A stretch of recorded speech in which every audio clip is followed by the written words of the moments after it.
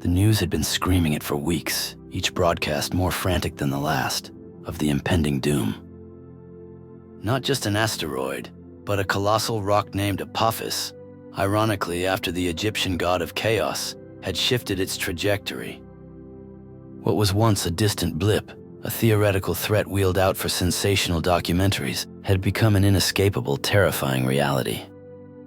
They'd tracked it for years, a bullet aimed squarely at Earth. And now, the final horrifying calculations were in. Governments initially issued stock warnings, then descended into a self-consuming chaos of emergency protocols and ultimately resignation. Cities like New York and Los Angeles, once pulsing with life, emptied into a panicked exodus, then swelled again with desperate, disoriented refugees. Rochester, my hometown, became a strange paradox, a sprawling ghost town in its emptied suburbs, yet a madhouse of last-ditch efforts and fervent prayers in its dwindling, occupied pockets. Panic was a tangible thing draped over everyone. My small circle of friends and I, Liam, always the pragmatist, Chloe, whose laughter usually filled any room, and Caleb, quiet but fiercely loyal, we decided to ride it out together. At our old stomping grounds, the old Starlight Drive-In, nestled just beyond the city limits. It felt like the last sane place on Earth, a desperate, defiant attempt to cling to some shred of normalcy, to face the end under an open, if doomed, sky. We huddled in my beat-up sedan, the flickering ancient screen playing some forgotten sci-fi B-movie from the 70s, all shoddy special effects and earnest, if ultimately futile, heroes. It felt profoundly prophetic now, its fictional apocalypse a grotesque mirror of our own. The air was a mix of the humid Rochester summer and an unspoken dread, heavier than any fog rolling off Lake Ontario. We passed around a half-empty bag of stale popcorn, each crunch defiant against the growing clamor of panic that had consumed the world outside our small bubble.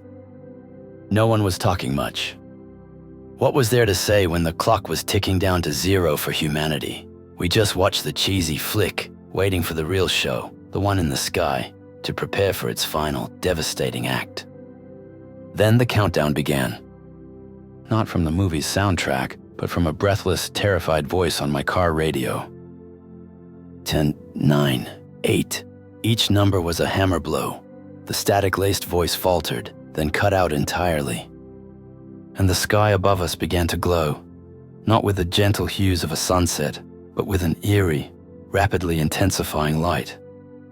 It swallowed the constellations whole, painting the clouds in shades of angry orange and malevolent red, a celestial furnace consuming everything in its path.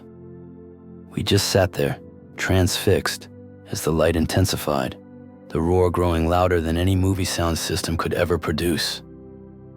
I don't remember much of the immediate aftermath of that blinding flash, that earth-shattering roar. Just a primal, desperate surge of adrenaline, a frantic, animalistic need to run. Away from the drive-in, away from the stunned, terrified faces of my friends, just away. My feet pounded the ground, fueled by an overwhelming urge to survive, an instinct I hadn't known I possessed. In the blur of chaos, the frantic dash for what, exactly? I somehow eventually stumbled onto what had once been a military base. Its perimeter fences were long since rusted into skeletal remains, swallowed by decades of neglect. The guard towers leaned precariously, and the buildings within were crumbling, their windows shattered, their roofs collapsed, all slowly being reclaimed by overgrown weeds.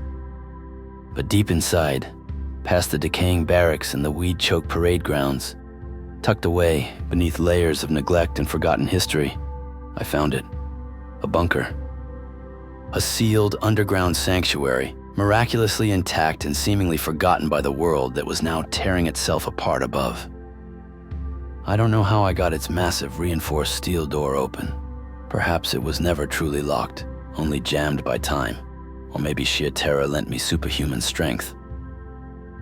All I know is that I pulled it open and dragged myself inside, sealing the heavy door behind me with a final desperate heave as the very earth around me began to scream.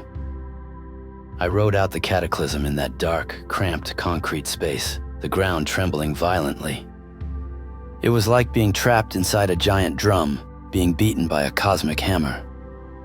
The air was thick with the smell of dust, of pulverized rock, and something burnt. A smell I knew, even then, was the acrid, metallic scent of a world dying. When the tremors finally subsided, leaving an absolute silence in their wake, a silence deeper than any I'd ever known, I pushed open the heavy door. My muscles ached with disuse and the lingering tension of fear, every fiber protesting the monumental effort. I crawled out into a world utterly transformed. The sky was no longer blue nor gray, but a perpetual, ash-choked twilight. The landscape was a desolate, silent expanse, stretching out into an endless, uniform gray horizon, dotted with the unrecognizable destruction of what once was. Buildings I'd once known, the Rochester skyline, the familiar landmarks, were now remains, a monument to a bygone era. Mountains were scarred craters. The air, even in what should have been the warmth of summer, was cold. I was alone, utterly terrifyingly alone, a solitary figure in a tomb of a planet. Days blurred into weeks, then months, a monotonous cycle of scavenging for scraps of non-perishable food, for stagnant pools of water, for any sign of life, however small. The silence was the worst part. I was haunted by the ghosts of a world that no longer existed, by the faces of my friends, by memories of laughter and sunlight, of mundane, everyday moments that now felt like impossible luxuries. And just as despair threatened to consume me, to simply lay down and join the silence, I saw it. A glint of metal, oddly out of place amidst the twisted wreckage of a collapsed highway overpass, just west of what used to be Batavia. It was a military Humvee, its armored plating surprisingly intact. Its tires were flat, its chassis covered in a thick layer of ash, but there was an undeniable solidity to it, a sense of purposeful survival. It was a beacon in the wasteland, a defiant symbol of resilience in a world that had seemingly given up. I spent days working on it, clearing debris, finding tools in a collapsed garage nearby, siphoning what little fuel I could from buried, ruptured tanks. With a surprising spark of life, the engine roared to life with the turn of a key, its powerful rumble a stark contrast to the overwhelming silence that had become my reality. A new surge of purpose coursed through me, a desperate hope to find something, anything, beyond this desolation. I took the wheel and drove. I drove through endless, barren landscapes, past the silent, choked monuments of a civilization erased, every mile a testament to the sheer scale of the destruction. I pushed east, south, then west again, following the faint hope that life might have survived somewhere, anywhere. Then miraculously, impossibly, the landscape began to change. First, a faint green tinge on the distant horizon, a hint of life where there had been none for what felt like an eternity. Then, sporadic trees, their leaves a vibrant splash of color against the pervasive gray. And finally, vibrant, living forests, their leaves rustling in a gentle breeze I hadn't felt in so long. I had found it, a pocket of the world untouched by the cataclysm, a hidden valley nestled between untouched peaks, shielded somehow from Apophis's fury. Here, life thrived. Animals roamed freely, unburdened by human presence. Rivers flowed clear and sparkling, and the air was clean, breathable, smelling of pine and damp earth, not ash. Over time, I built a new life there. I cleared land, planted crops, and slowly, painstakingly, rebuilt a semblance of existence. Then I met Tess. And she had arrived similarly, a lone survivor from a far-off city, guided by intuition and an unyielding will to live. Her spirit matched the untamed resilience of the valley itself. Her eyes held a warmth that chased away the cold of the old world, and her laughter, when it finally came, was like music I hadn't known I craved. We fell in love, two last embers in a vast cold universe sparking a new fire. We married under the open sky and had children, first a son, then a daughter, their innocent voices and joyful laughter echoing through our peaceful home, pushing back the shadows of the past, creating new memories that eclipsed the old nightmares. I lived a long, full life in that valley, watching my family grow, the quiet weight of what had been lost always with me, but deeply, profoundly, embracing the vibrant joy of the present. I died peacefully, surrounded by their faces, their hands in mine, a patriarch in a new small world, a survivor to the very end, content in the knowledge that I had built a new future from the ashes of the old. The mind, well, it's a funny thing. You see, for Alex, well, he never left that drive-in.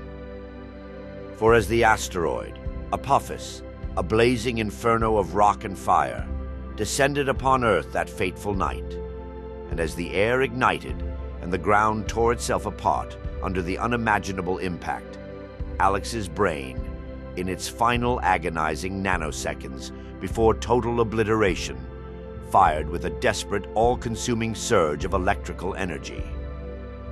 For in that infinitesimally brief moment, as his neurons shuddered and died, every hope, every desperate desire for survival, for peace, for love, for a future, for the comfort of a family, all of it coalesced for Alex. It triggered a vivid, all-encompassing dream.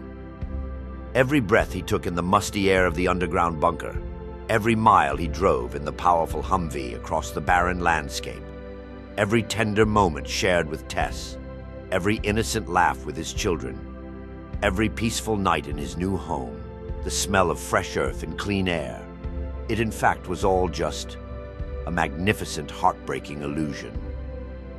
A final, beautiful dream crafted by a dying mind of a man named Alex to escape the unbearable, the brutal truth of the end. You see, Alex was not a survivor.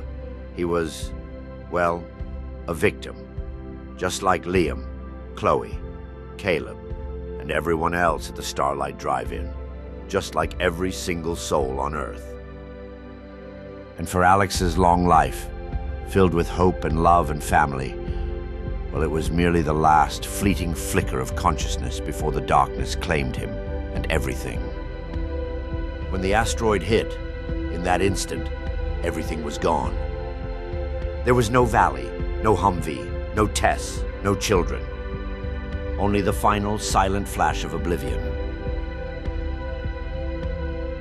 All that we see or seem is but a dream within a dream.